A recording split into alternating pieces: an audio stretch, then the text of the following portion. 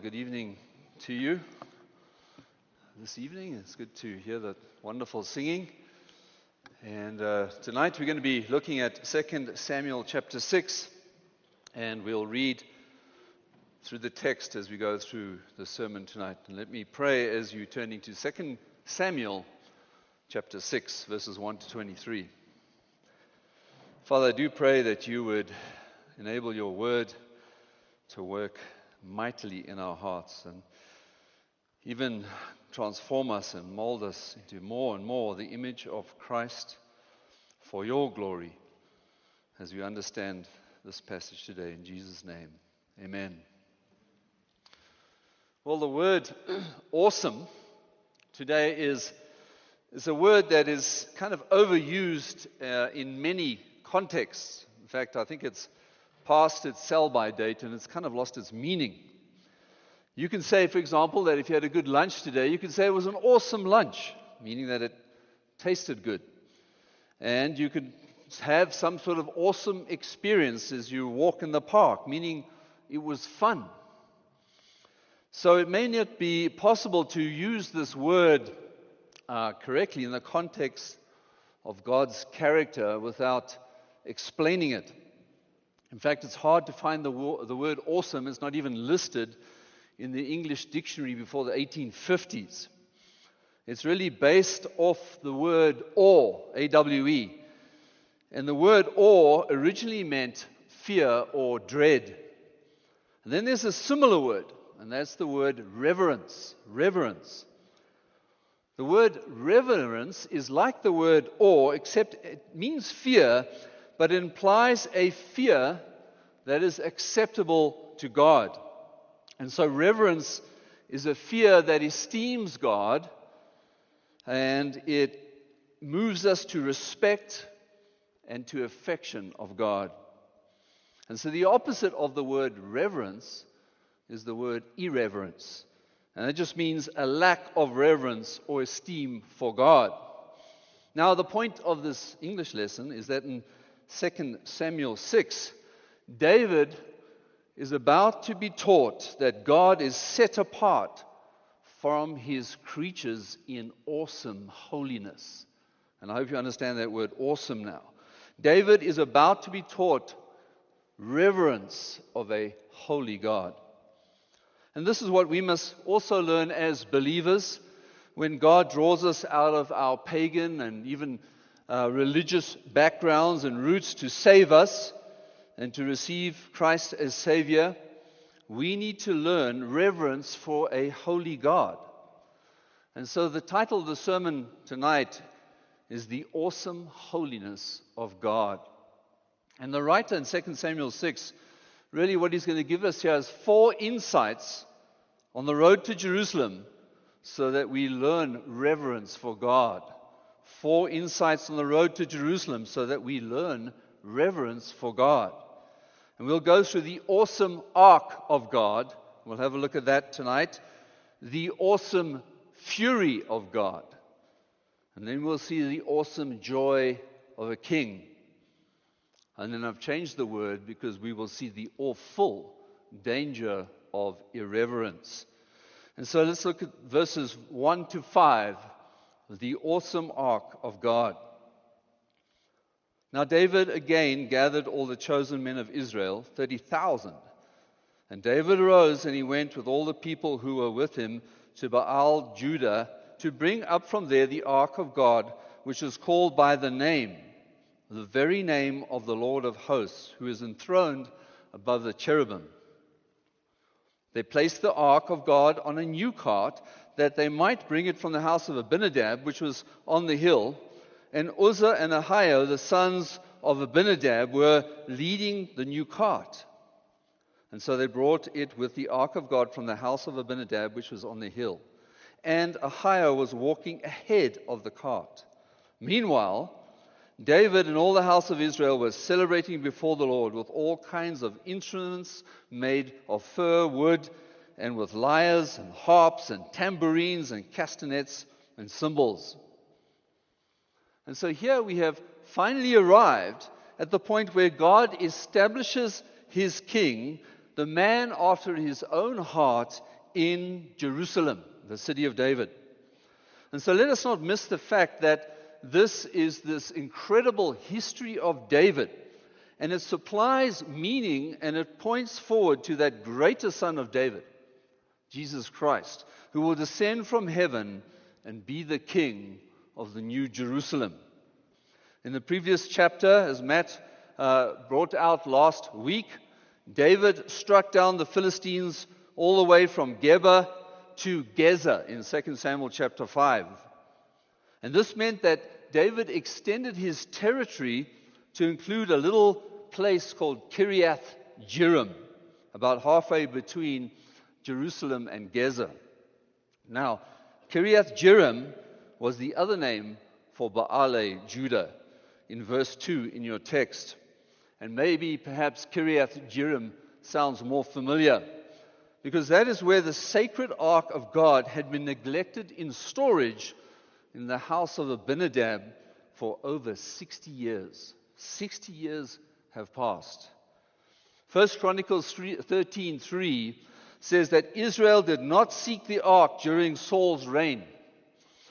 King Saul was tasked with destroying the Philistines, and he made no attempt to restore the centrality of the ark in Israel's worship. And now it was lost to an entire generation. In fact, the ark was so badly neglected that in Psalm 132 verse 6, it indicates that Israel thought it was completely lost. It says there, "Behold, we heard of it in Ephratah, and then we found it in the field of Jaar," which is Kiriath Jearim. And so just a reminder here, as the last time we encountered the ark was in 1 Samuel chapters 4 to 6. But what was the ark? Well, it was a smallish box made by Bezalel in Exodus 37, as God had instructed. He fashioned it from acacia wood. It was about 1.2 meters long and 70 centimeters wide and about 70 centimeters deep. It probably weighed about 90 kgs, though, because it was overlaid with gold. Inside was Aaron's rod, the tablets of the Ten Commandments, and a pitcher containing manna. The top lid was made from pure gold, and it was called the mercy seat or the atonement seat. On either ends of that mercy seat were the gold figures of the cherubim, looking down, both wings outstretched upwards, and they were looking down onto the mercy seat. And then gold rings were attached to the sides of the ark near the feet, and so that long poles could be inserted through those rings, and the ark then could be transported on the shoulders of selected men. Ironically, David, like Saul, during his rise to kingship, had not really shown any attachment to the ark either. But now, after being made king, and the northern tribes have unified with him, the importance of the ark was not lost on David. And so after consolidation of the tribes in chapter 5, he saw and he recognized the amazing significance of the ark of God. David was indeed a man after God's own heart, and now the ark was for David to be the central aspect of the inauguration and the consecration of this new capital, Jerusalem, under God. And this is emphasized in verse 1 in your text. It says there, as David gathered all the chosen men of Israel, a huge number. It talks about 30,000 there. The book of Chronicles, 1 Chronicles, gives a parallel account of this event. And in 1 Chronicles 13, there's more detail of how David consulted all the assembly of Israel to bring the ark up to Jerusalem. And so obviously, this was a massified, unified effort to really get this large military escort and all of Israel to accompany the ark to Jerusalem. Verse 2 of 2 Samuel 6, we see there that the ark is described in these kind of grandiose terms. Right there in your text, it says, the ark of God, which is called by the name, the very name of the Lord of hosts, who is enthroned above the cherubim. And so the symbolic and the awesome significance of the ark is captured really in this verse. And this is how this chapter is introduced to us. Notice the terms here: the name, the very name of the Lord of hosts, enthroned above the cherubim. And so there was a very close sacramental relationship between the ark and God himself. And this really is the first insight on this road to Jerusalem, is grasping the significance, the awesomeness of this ark of God. And perhaps I can elaborate verse 2 this way as I describe it to you, so we can also grab the significance of this ark. As you remember, in Moses' day, Israel understood what Moses was saying when he had a small glittering box picked up and he said, "Arise, O Lord." And then they set out with the ark, the whole of Israel, in formation laid out by God. And then Moses would say, "Return, O Lord," when the small box was put down again in Numbers 10. And so from the devout men and women of Israel, you realize that the ark was strongly and symbolically linked to the very name of God, his character and his presence among the covenant people of God. And as I said, we last saw the ark in 1 Samuel 4-6 when it was wrongly used by apostate Israel, and it was captured for 7 months. And if you remember that terrible scene in 1 Samuel where Eli broke his neck in a deadly fall and he dies in judgment because of the wicked reign of his two degenerate priest sons, Hophni and Phinehas. And then Phinehas' poor wife gave birth to a son, and she named him Ichabod, meaning no glory, saying that the glory has departed from Israel, and then she also died. And so when the ark then was captured, it was a massive and irreparable loss to Israel. And symbolically, they saw it as Yahweh being gone as well. His glory was gone. And so here in 2 Samuel 6, now the alienation of Yahweh from his people was about to be removed. For David, the man after God's own heart, his first corporate act of devotion as king of Israel in Jerusalem was to have the ark brought to that capital city, the city of David. In Psalm 24, David announced the arrival of the ark in the temple with this cry. He said, "Be lifted up, O ancient doors, that the King of glory may come in Psalm 24, verse 7. And so clearly I'm trying to demonstrate to you from Scripture that the ark that was very specifically associated with God and with his glory. And the ark also depicts God's sovereign rulership over his people. David refers to the ark repeatedly as God's footstool as well. The ark also signified reconciliation between a holy God and a sinful people. The high priest would sprinkle blood on the mercy seat once a year on the Day of Atonement. In Exodus 25:22, it was Moses who met Yahweh there at the ark. And so the ark was seen as the place of God's directing word. In fact, inside the ark were the 2 tablets of the 10 commandments, the commandments, the covenant of God, showing that Yahweh revealed himself to his people. And so though the ark provided a revelation of himself to the Israelites, and sacramentally Israel saw the ark of God then as God condescending to dwell among his people. But God is a holy God. And so the ark was designed by God to be housed in the Sanctus Sanctorum, the Holy of Holies. And so Israel could picture God's holiness in the way this was set up. There is some confusion today about God's holiness, even in the church today, because holiness is not, in its essence, only moral purity, though that is implied. Holiness refers to the fact that God is set apart. God is totally other to his creation.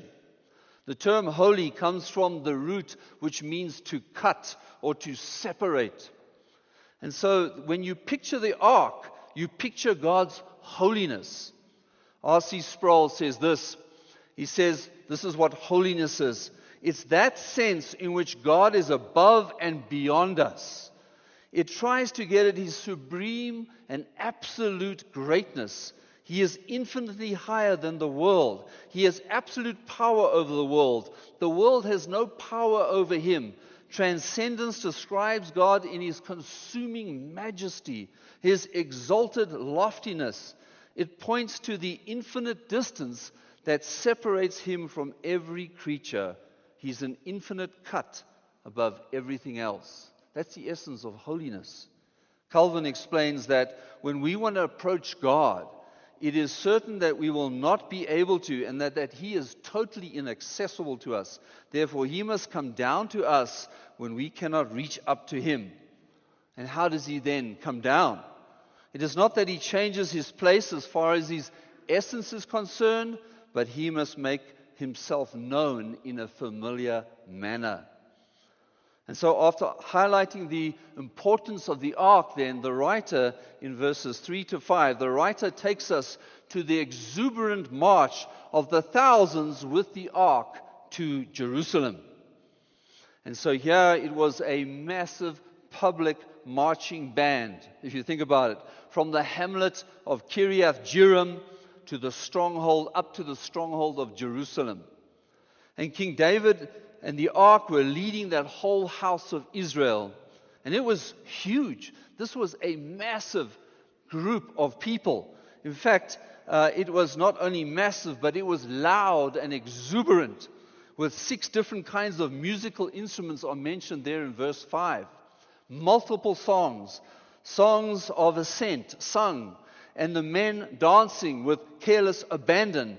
It was like the street party to end all street parties. 1 Corinthians 13 actually details the preparations, and compared with 1 Corinthians 15, it really focuses on the organizer, King David. There are no consecrations, no sacrifices. Let's get that ark into Jerusalem. There were so many people involved in this procession that it probably, it was estimated that it stretched over 10 kilometers long. This is what this procession stretched over. And the ark would have been very prominent and very up front. And in your text, in verse 3, it says, they placed the ark on a new cart, and the sons of Abinadab, Uzzah and Ahio, were leading. It's interesting how the text mentions that twice. If you see it there, it says that the ark was placed on a new cart. And the discerning Bible reader would have some warning bells going off in his or her head, recalling 1 Samuel 6:7, because you see, when the Philistines stole the ark and they returned the ark, they also used a new cart to return the ark. But so what? It seems like an acceptable way to transport the ark. Besides, it's a new cart, it's clean. But still, it has this ring of worldly innovation and compromise.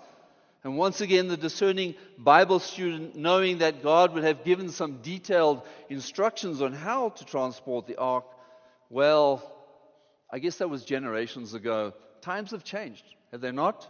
We have iron and we have chariots and we have carts these days. God's word and God's worship could use a little updating, could it not? I wonder where we've heard that before. And so it makes sense to lift up the ark high on a cart, especially the fact that you have a long 10-kilometer route to follow. But changing circumstances do not affect the truth of God's word. The pragmatic tendency of the flesh is always to modify our approach to worship and to God's holiness to suit our conveniences. The awesome ark was then taken on the road to the city of David. And that leads to our next and terrible insight on the road to Jerusalem. Secondly, the awesome fury of God. Verses 6 to 11. And we'll spend a bit of more time here. Verse 6. But when they came to the threshing floor of Nachon, Uzzah reached out toward the ark of God and took hold of it, for the oxen nearly upset it. And the anger of the Lord burned against Uzzah, and God struck him down there for his irreverence, and he died there by the ark of God. David became angry because the Lord's outburst against Uzzah, and that place is called Perez Uzzah to this day. And so David was afraid of the Lord that day, and he said, "How can the ark of the Lord come to me?" And David was unwilling to move the ark of the Lord into the city of David with him. But David took it aside to the house of Obed-Edom the Gittite. Thus the ark of God, the ark of the Lord, remained in the house of Obed-Edom the Gittite 3 months. And the Lord blessed Obed-Edom and all his household. So can you picture this jubilant procession moving along? King David was up front. The crowds had turned out in mass. They were celebrating with all careless abandon. How could God not be pleased with what was happening? God was among his people. Once again, the glory of God would be in Jerusalem. And you could probably hear the noise for miles. Loud music, joyful singing. And then they arrived at the threshing floor of Nacon. And they passed the threshing floor. And usually a threshing floor was a flat area, a rise in the road or a hilltop where grain was tread out by oxen. And then it was thrown up in the air so that the wind would separate the chaff from the grain. And ironically, threshing floors were often associated with theophanies and even with divine judgments, because that is where the life-sustaining grain was collected. And symbolically, that is where God separated the just from the unjust. And so the oxen passed the threshing floor. And suddenly and unexpectedly, the oxen stumbled. The ark of God appeared to be tilting. It could be falling. And Uzzah, nearest the cart, saw what happened, and he reached out his hand to stabilize the ark of God. He took hold of it. God killed Uzzah.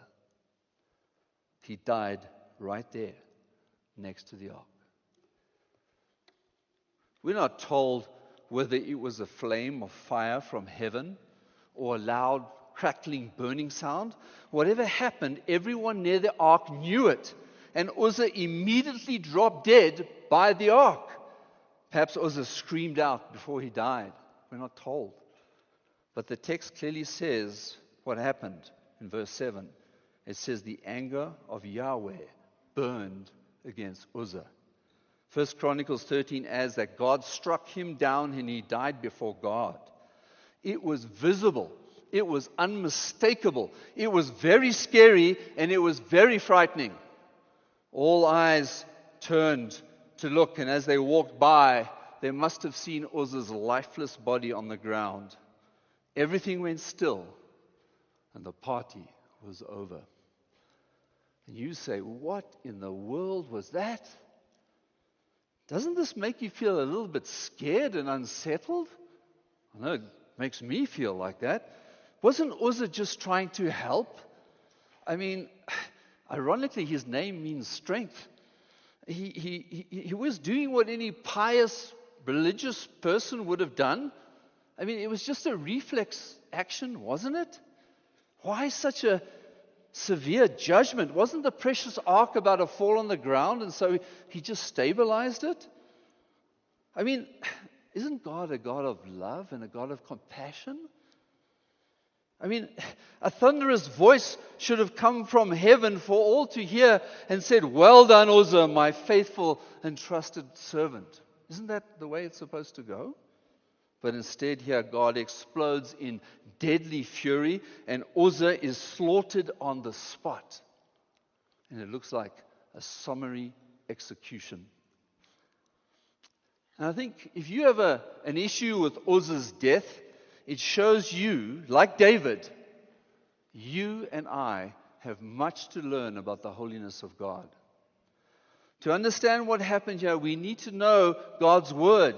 And we will see that David and Uzzah had erred greatly in their cavalier manner of handling such a fundamental symbol of God's presence and His holiness. In His word, God had given detailed instructions about a special group of Levites called the Kohathites. They were trained for one basic task, and that was to take care of the sacred articles of the tabernacle. And you can read about that in Numbers 4. The tabernacle was a portable tent, and when they moved, God would be in their midst, and they were to cover the holy things of the tabernacle. Numbers 4:15 says, the Kohathites must prepare the holy things and cover them. If they touch them, they will die. In Numbers, God repeatedly warned Moses and Aaron that the holy things must be approached with utmost caution. They shall not go in even to see the holy objects, even for a moment, God says, or they will die. Therefore, the ark had to be entirely covered with goat skin. The ark was not to be touched. Special poles had to be placed to the rings, and then it had to be transported on the shoulders of men, specially set apart men. And so God is totally familiar with his own holiness. He did not want them to die. For any sinful being to approach something that was even symbolizing the very presence and holiness of God, it was exceedingly dangerous. It was then out of compassion and grace that God gave them these very clear instructions. Amazing how quickly they forgot. Even when, not so long ago, 70 men were suddenly slain in Beth Shemesh when they foolishly claimed to look in the ark. You can see that in 1 Samuel 6. And there, when that happened, in front of everybody, Israel correctly said, "Who is able to stand before the Lord, this holy God?" It was likely that Uzzah was a Kohathite. He knew exactly what his duties were. He was trained. No Kohathite under any circumstances was permitted to touch the ark. It had to be covered. The ark could not even be gazed upon. That too was a capital offense, to look upon the ark. And Uzzah touched the ark anyway. He placed his hand on the ark in case it toppled over to the ground. And so, wasn't this just an act of religious piety? 2 Samuel 6:7 is clear when it says it was irreverence in the heart of Uzzah. It was a horrible sin of arrogant presumption before a holy God. The ark had been stored in Uzzah's family home for a long time, and having been so long acquainted with it, he was lax. It had become another piece of furniture. Compared to the days when they first received it, it had lost its mysterious and fearful awe. Familiarity with the things of God is most terrible and most dangerous when it breeds contempt. And my question is, how are you doing with that today? It's like having a Bible on the shelf, and it just sits there and it gathers dust. Never read. But then one day, you see its usefulness as a doorstop or a paperweight. It is like every day driving past a church that teaches the truth and thinking that it's merely a quaint building to be admired. Any irreverent hand thrust in among the sanctities of a holy God, even with good motives to help, is sin, and sin worthy of death. Sproul says this: Uzzah assumed his hand was less polluted than the earth, but it wasn't the ground or the mud that would desecrate the ark. It was the touch of man. The earth is an obedient creature. It does what God tells it to do. It brings forth its yield in season. It obeys the laws of nature that God has established. The ground does not commit cosmic treason. There's nothing polluted about the ground. God did not want his holy throne touched by that which was contaminated by evil, that which was in rebellion to him, that which is ungodly, in ungodly revolt, and that which brought the whole of creation to ruin and caused the ground and the sky and the waters of the sea to groan together in travail, waiting for the day of redemption. That is man. It was man's touch that was forbidden. You know, there's no fickleness in God. There's nothing arbitrary in God. This is simply the awesome holiness of God, and we need to learn this lesson as well. 2 Samuel 6:8 it says, David became angry. Like David, our shock also can turn quickly to anger. We find this incident difficult to contemplate. We feel that God needs to answer to us, and He needs to come down and give us an account for what happened to Uzzah. And this is totally wrong thinking. But the problem is not with God. The problem is that we do not understand God's holiness, His justice. We do not fully understand sin and the grace of God. Uzzah was an example of divine justice. But how can we even plumb the depths of divine mercy until we are awestruck by divine justice? The standard of justice is God's own holy character. And there's no shadow of turning with God. He is incapable of any unholy thought or act. Unholy beings like us are stained with unholy thoughts, and we commit unholy acts. God is consistent. He is the same yesterday, today, and tomorrow. Do you remember the compromise and the irreverence of Nadab and Abihu in Leviticus 10? Do you remember the compromise of Achan in Joshua 7? What about Eli and his sons, Hophni and Phinehas? But you might say, well, times have changed. I mean, that was the God of the Old Testament. Come on. But we forget the shocking death in the church of Ananias and Sapphira right in front of the congregation. We forget that Paul tells us that some died in the Corinthian church because of their irreverence in handling the Lord's Supper. We don't see the warnings from Jesus to remove the lamps of various churches. We forget His holiness. We minimize sin. We presume on God's grace. Then we think, since He grants us so much grace and He doesn't deal with us as He ought, He is now indebted to us and He owes us perpetual grace. Then when God rightly enacts His justice, we are shocked. We even become angry. And we forget that if the God of the universe is not just, there's no hope for anyone. God is just. There is no corruption in Him. He is not a respecter of persons. There is no injustice in God. Sometimes He acts in mercy. Mercy is not justice, but it is not injustice. Without justice, mercy would never be experientially appreciated and never cause us to be thankful. What is important for every believer then is working every day. For every believer is working every day at understanding and appreciating and grasping the holiness of God. No wonder Jesus, when He taught His disciples to pray daily, He said, when you pray, include this in your prayer. Hallowed be Thy name. Think about that. Matthew 6:9, Luke 11. We have learned God's holiness if we are to worship and serve. We are to learn God's holiness if we are to worship and serve Him as He desires. And in the light of who He is, we take often our walk with Him flippantly, but we are to take it seriously. And so my question for you tonight is, as you see this shocking, awesome fury of God, where are you with God? Do you take grace as a right? Do you take the holiness of God irreverently? And so we need to learn from this insight on the road to Jerusalem. God cannot be mocked. We will reap what we sow. You and I need to be careful of a familiarity of those things which brings laxity in our worship, in our church attendance and service to God.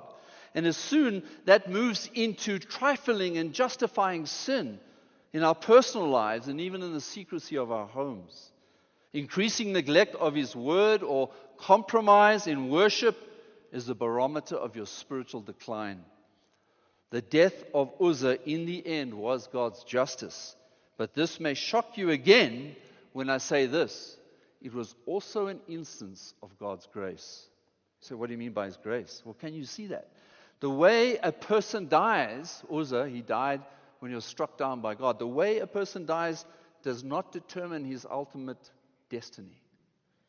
God's grace was the eternal lesson that David learned that day. David knew he was the new and powerful king.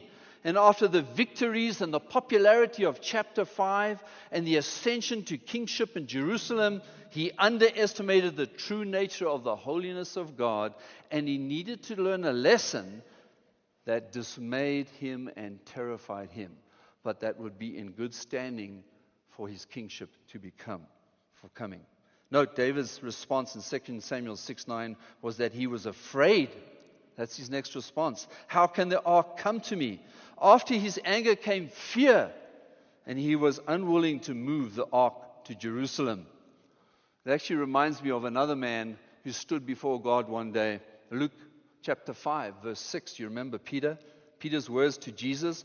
When they had done this, they caught so many fish that their nets were beginning to break. So they signaled to their partners in the other boat to come and help them. And they came and filled both boats, so they even began to sink. But when Simon Peter saw it, he fell down at his knees, at Jesus' knees, saying, "Go away from me, Lord, for I am a sinful man." At the end of verse 10, then in our text in 2 Samuel 6, the instruments were silent, the voices stopped, the procession had ended. There was confusion as thousands returned to their homes that day. The mealtime conversations must have been filled with discussions of what went wrong. The King David, was now left contemplating his actions and the extent of his infirmity before an awesome and holy God. It was not the ark that had caused this calamity, but it was his sin. And this is the case even today. When sinners become aware of the holiness of God through the preaching of the word, what do? They shy away. They prefer to hide. They prefer to keep their sin, and they do not want to return. But just as God is holy, so is the gospel of Jesus Christ holy. We must not treat it casually. We must not become familiar with it and if we do, it is at our own peril. Jesus indwells us by his Spirit. And we must not treat that which is holy as commonplace. Our bodies are the temple of the Holy Spirit. How do we approach him? We worship Christ with our whole being according to his word. We must guard against flippancy. No wonder Peter writes to Christians in times of terrible persecution to work out their salvation with flippancy and careless abandon. No, with fear and trembling. The symbolism of the ark was fulfilled in Jesus Christ. Jesus brings about God's sovereign rule on earth and in a sinner's life. Jesus died, and his blood made reconciliation possible with God. It is Jesus who reveals God. Jesus said, "Whoever has seen me has seen God," in John 14.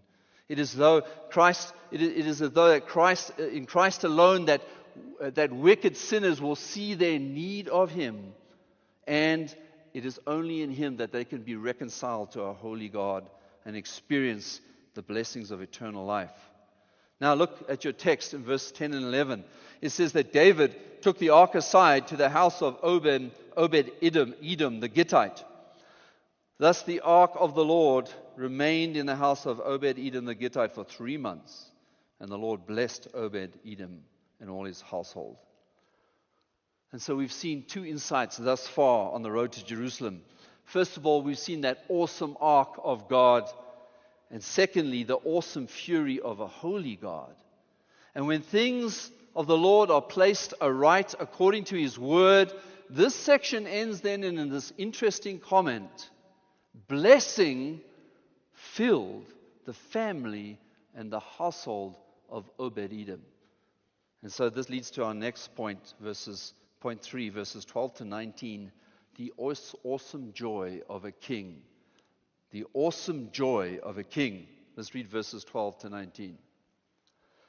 Now it was told King David, saying, "The Lord has blessed the house of Obed-Edom and all that belongs to him on account of the ark of God." David went and brought up the ark of God from the house of Obed-Edom into the city of David with gladness. And so it was that when the bearers of the ark of the Lord had gone 6 paces, he sacrificed an ox and a fatling. And David was dancing before the Lord with all his might, and David was wearing a linen ephod. And so David and all the house of Israel were bringing up the ark of the Lord with shouting and the sound of the trumpet. Then it happened, as the ark of the Lord came into the city of David, that Michal, the daughter of Saul, looked out the window, and she saw King David leaping and dancing before the Lord, and she despised him in her heart. So they brought in the ark of the Lord and set it in its place inside the tent which David had pitched for it. And David offered burnt offerings and peace offerings before the Lord. When David had finished offering the burnt offering and the peace offering, he blessed the people in the name of the Lord of hosts. Further, he distributed to all the people, to all the multitude of Israel, both to men and women, a cake of bread and one of dates and one of raisins to each one. Then all the people departed, each to his house. So in spite of this terrible death of Uzzah, which everybody witnessed, and in spite of being ordered by David to take the ark, the household of Obed-Edom willingly housed and honored God's ark. What would you have done if David came to you and said, "You're going to take the ark, put it in your house"? There's probably much to be said from this text from a household that honors God's presence together at home and cultivates family worship. Obed-Edom's joy and blessing was not simply the fact that the ark was at his house, but he also had a heart that understood its symbolism. He did not react in terror at the ark. Rather, he acted out of reverential fear. Here is the difference between David's reaction, and his action. This ark came to Obed-Edom's house, and he welcomed it, and he cherished it, and he carried out the appropriate service that God's presence would engender. What would you be doing daily? Let me ask this question. What would you be doing daily if Jesus Christ was a boarder in your house? What would you be doing? Would you not often pray together? Would you frequently praise together? Would you regularly hear His word? Would you learn at His feet? Would you live out His word? Would you live out your God-instructed roles as fathers and mothers and children? The result is blessing, and there's great gain, and God is a generous paymaster. The fact is, Jesus is in your house. But we don't read of such great blessing, for example, in the house of Abinadab. They had similar advantage, even greater. They housed the ark for decades. But perhaps the difference, and the warning again, lies in the fact that Uzzah emerged trained in the complacency of the holiness of God. Does your home have a central place for the ark of God, symbolically? Many have a Bible at home. And once a week you do the religious thing of church, occasionally visit a small group. But if the parents and the home are devoid of God's presence during the week, after all, life is so busy and there's no time regularly to consecrate the house of God to God. And so the ark, if it was in your house, then becomes just another table on which to store the abundant accumulation of things of the world and trophies of the world that you may have won. And so the homes of Abinadab and Obed-Edom, they both housed the ark, symbolic of God's holy presence, but they were not the same men. There was such significant blessing in the home of Obed-Edom that it reached the attention of King David in verse 12. He was told, "The Lord has blessed the house of Obed-Edom and all that belongs to him on account of the ark of God." And so David immediately went and brought up the ark of God from the house of Obed-Edom into the city of David. Notice the difference. With gladness. So in the 3 months between Uzzah's death and David again taking the ark, David's heart had moved from anger to fear to joy and gladness. These were 3 important months in King David's life, as he no doubt, as I can imagine, had sleepless nights seeking an answer to his question, how can the ark come to me? Thinking about God's holiness and fearing him. Yet when David did bring the ark from the house of Obed-Edom to the city of David, the text says that it was with gladness. And so the reports to David that Obed-Edom was not only still alive, but that his entire family was blessed and probably helped him more than anyone could imagine. David no doubt repented and was renewed in his spirit and his resolve to complete this task. And this time, with obedience and joy in the Lord. Like the men of Beth Shemesh, Israel had learnt before moving, like the men of Beth Shemesh, I think that David learned that before moving the ark, they needed to make sure that they are consecrated before God and they understand his commandments. You see, you cannot control God. God cannot be domesticated. God is holy. God is not tame. And his holiness is indeed terrifying. Perhaps this was the occasion of Psalm 24. In Psalm 24, David asked a similar question. He said this, "Who shall ascend the hill of the Lord, and who shall stand in his holy place?" Answer, he who has clean hands and a pure heart, who does not lift up his soul to do what is false, and does not swear deceitfully. Psalm 24. And so the Bible teaches that fear of the Lord is the right foundation for human life. It is the recognition of who God is. In particular, the king of God's people here must learn to fear the Lord. Deuteronomy 17. In due course, the prophet Isaiah would promise a new king, a descendant of David, whose delight shall be in the fear of the Lord. And believers are also to walk in the fear of the Lord, Acts 9 and 2 Corinthians 5. And so that awe-inspiring fear produces reverence, and reverence produces gladness. And gladness really is just another word for that deep-seated joy. Fear is learned. Joy is also, in that sense, learned through obedience. The opposite is also true. Obedience towards God's word produces joy, whereas disobedience produces shock and even anger. Fearfulness and gladness, then, is balanced through obedience. And Psalm 2 balances it very well and says this. Psalm 2 verses 11 to 12 says, "Worship the Lord with reverence and rejoice with trembling. Do homage to the Son, that he not become angry and you perish in the way." And there you see a perfect balance between reverence and rejoicing. Our text then in verses 13 to 15 indicates that David resumed the procession to Jerusalem, but this was only after meticulous care and consideration of God's word, which is actually detailed in 1 Chronicles 15.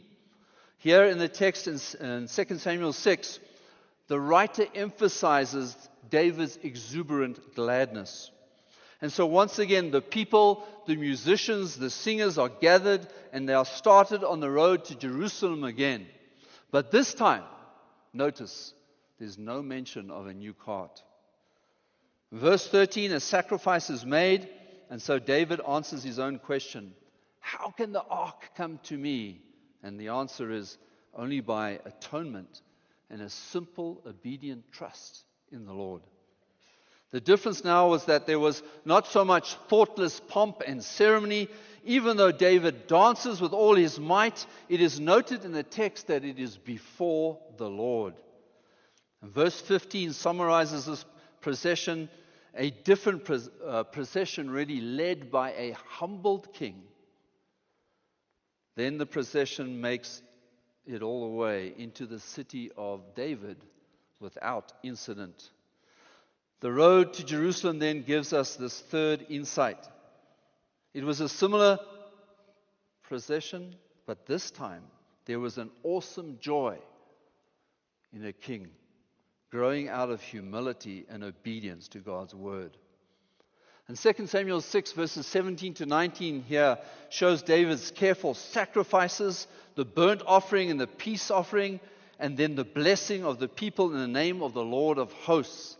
Calvin says on this passage, "We cannot invoke God or joyfully give him thanks unless it be founded on the sacrifice of our Lord Jesus Christ, so that everything that proceeds from us will be accepted by him." Much more detail is given of this second procession in 1 Chronicles 16 of the final festivities and thanksgiving after the ark was carefully set inside the tent in the city of David, which David had made. Finally, David distributed to all the people loaves of bread, raisins, and dates to all the multitude, and that is reminiscent, really, of Jesus almost feeding the crowd. Yet, we can see how David now insisted on biblical care and sobriety in his worship.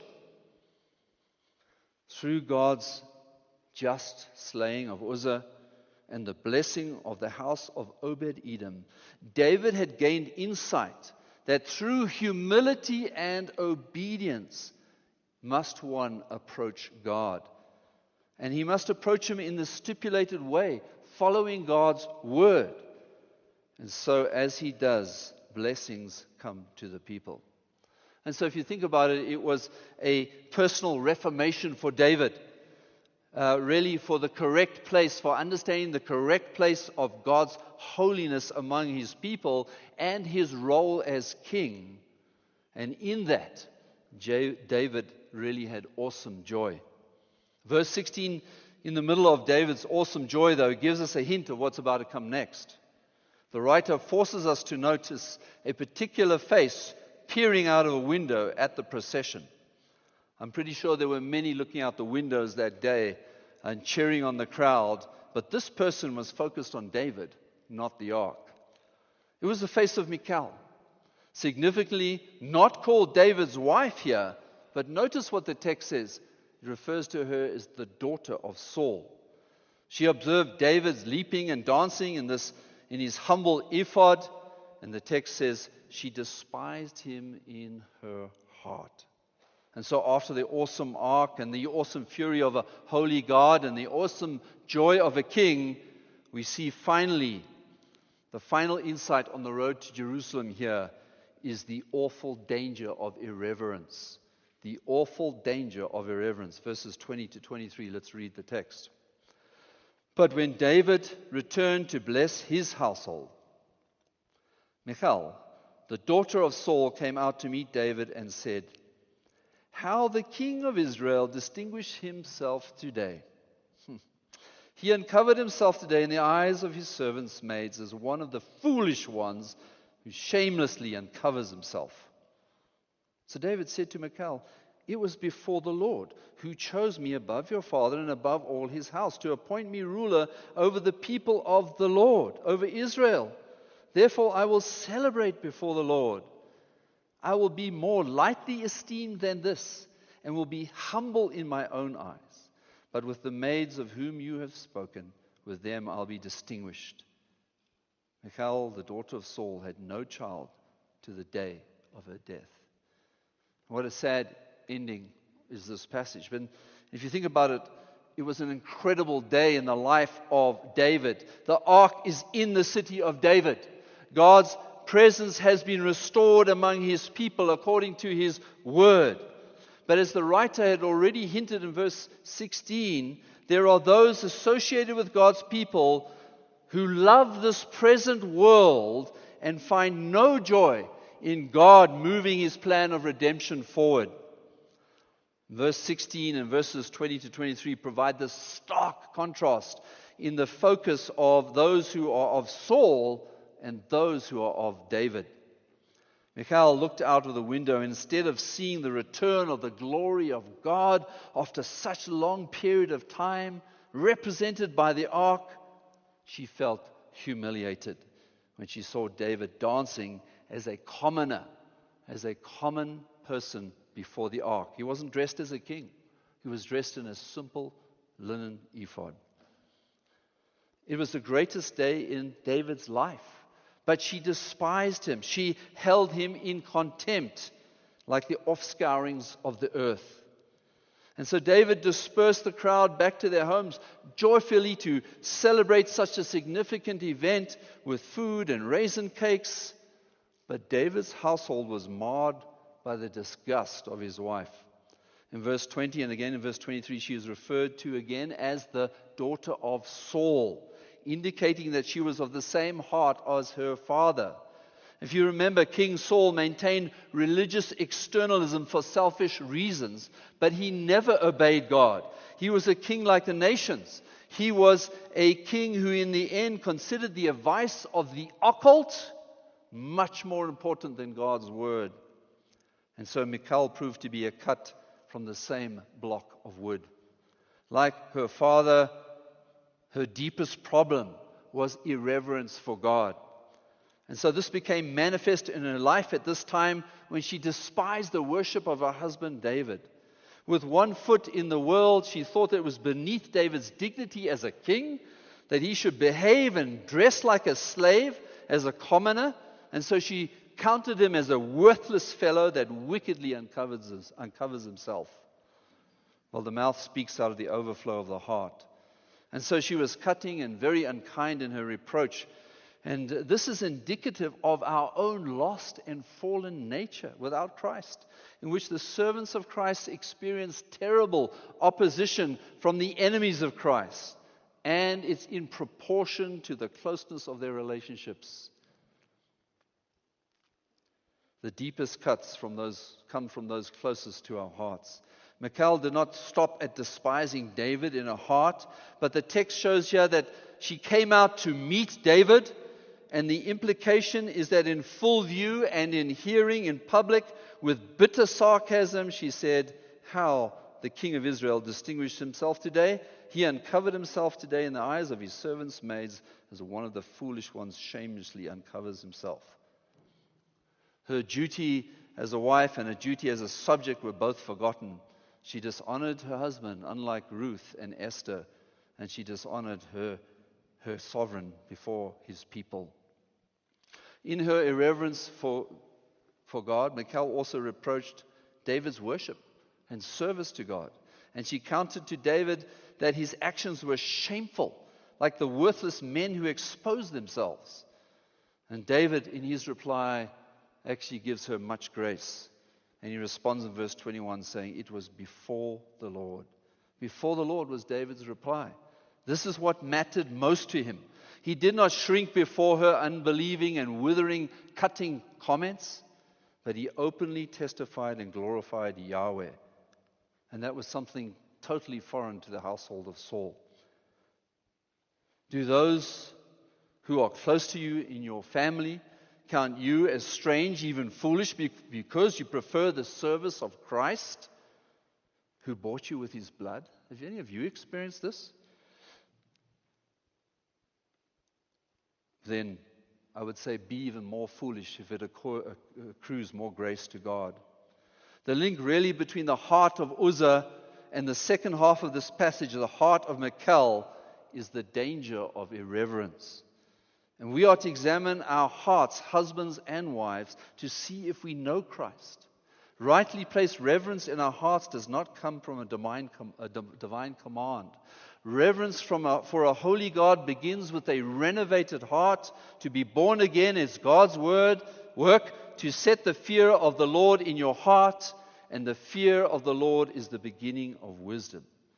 And then reverence also grows from a life like David, who lives like the godly men and women of Scripture. Not perfect, but committed to God and Christ, regardless of the twists and turns and the circumstances of life.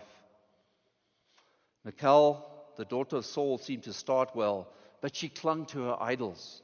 In her home, it was never the custom to go to the house of the Lord and delight in the things of the Lord, and there was no desire to restore the ark of God.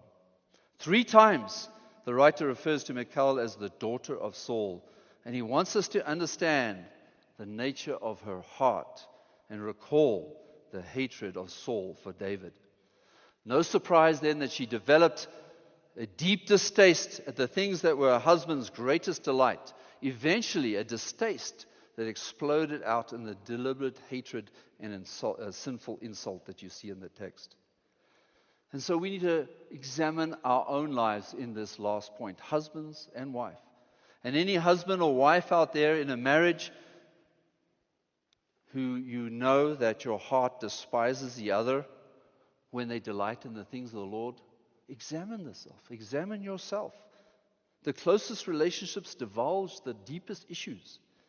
David really, in his answer to Michal in verse 21, gave the antidote to irreverence. In verse 22, David vows to Michal not to be great in his own eyes, but to openly serve the Lord no matter the cost, even to the extent if that it means that the king will be small or of no account, of little account. David said he will continue to be abased before God, even if only the worthless maid slaves she insulted him with are the only ones who hold him in esteem.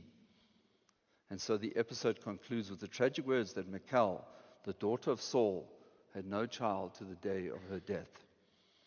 Uzzah's irreverence ended in death. Michal's ended in childlessness. Part of the judgment then on the house of Saul was now complete, that Saul would never have a descendant on the royal throne again. David learnt his lesson in the holiness of God. Have you learnt yours?